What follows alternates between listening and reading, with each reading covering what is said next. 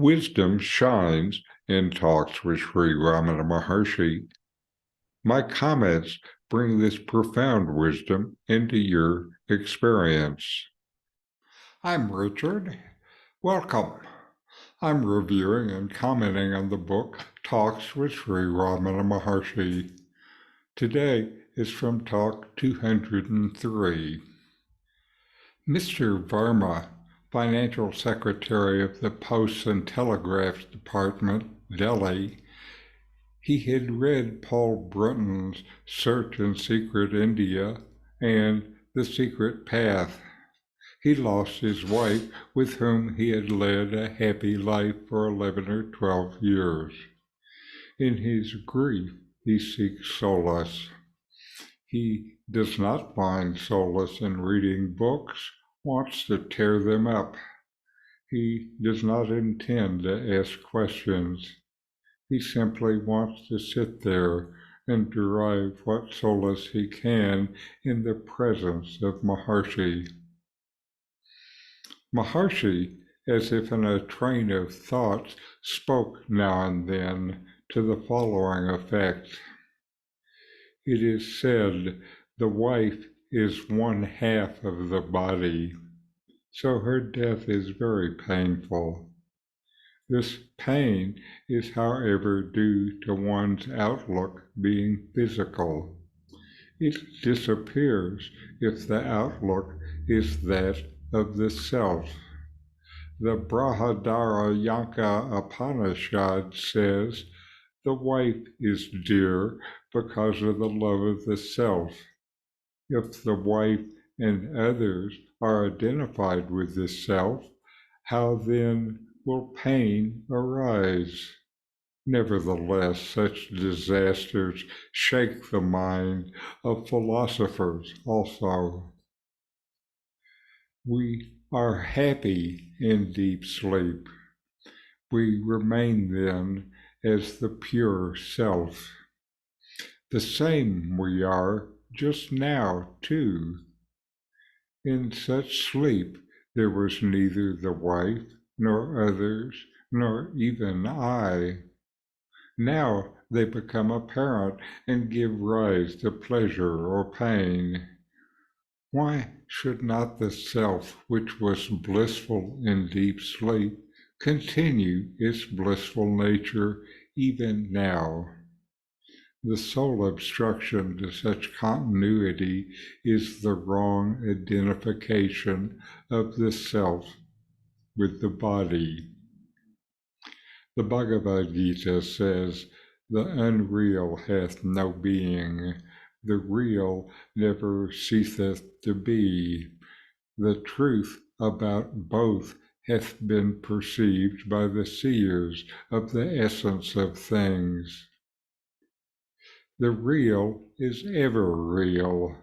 The unreal is ever unreal.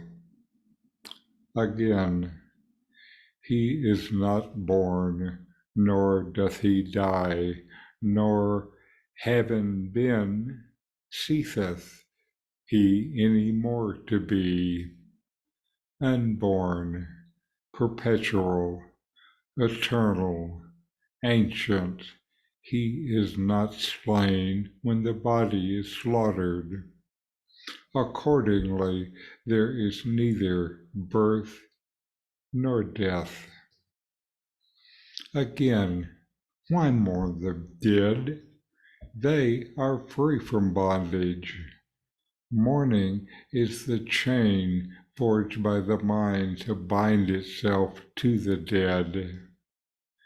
There will be no pain if the physical outlook is given up, and if that person exists as the self. Mourning is not the index of true love. It betrays love of the object, of its shape only. That is not love. True love is shown by the certainty that the object of love is in the self, and that it can never become non-existent. Maharshi cited the story of Alaya and Indra from the Yoga Vasishtha in this connection.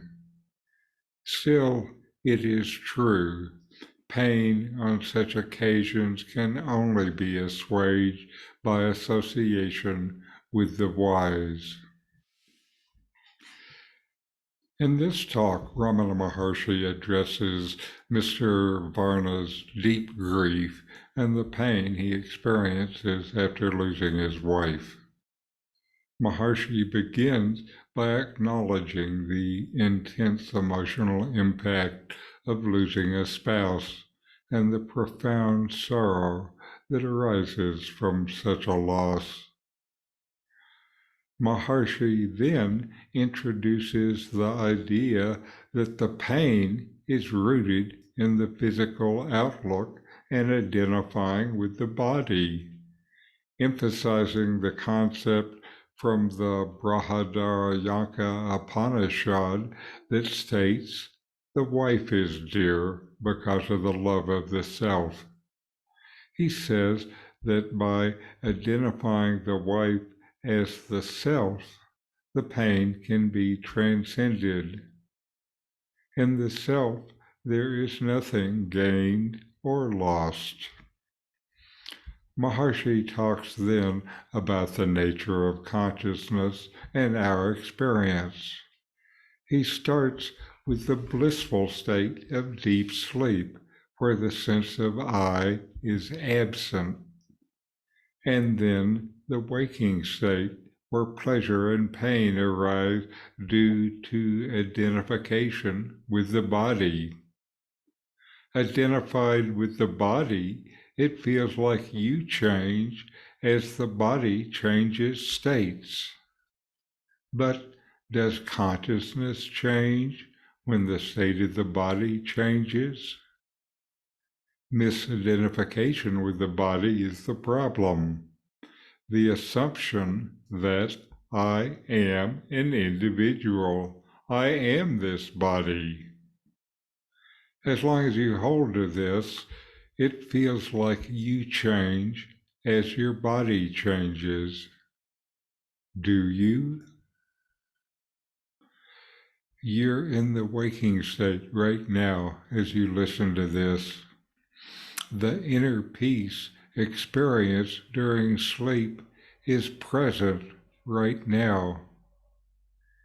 It is just covered by your identification as the waking state person. It is still there. Quoting the Bhagavad Gita, Maharshi tells of the timeless nature of the self. There is neither birth nor death. He challenges the conventional subject-object perception, urging a shift to the identification as the self, beyond the limits of the body. The sage says, "Why mourn the dead?"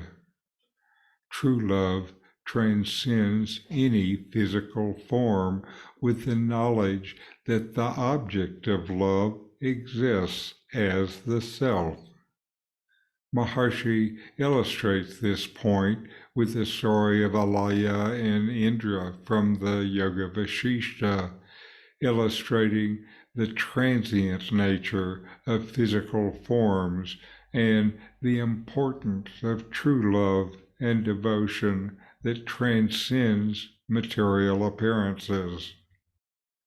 Mourning, says Ramana, is not an expression of true love, but rather a chain forged by the mind to bind itself to the departed.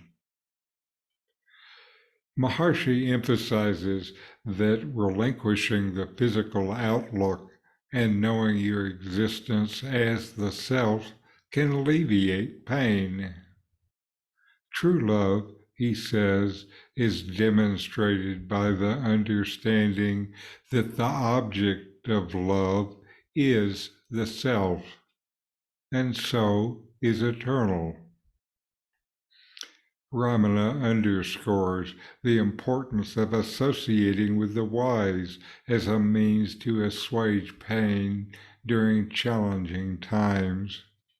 This association with the sage reminds you of the self, the boundless existence and consciousness that you are. This is the self-knowledge that brings real peace. If in our modern day life you don't have a sage in your life, then use something like the reading of a sage's words, like Ramana's, to bring them into your life and your experience and find the peace within. This dialogue reflects Maharshi's profound insights into the nature of suffering, the self, and the path of true love and liberation. So inquire, know yourself, and be always free and at peace. These videos help bring Ramana Maharshi's teachings into your direct experience. Subscribe now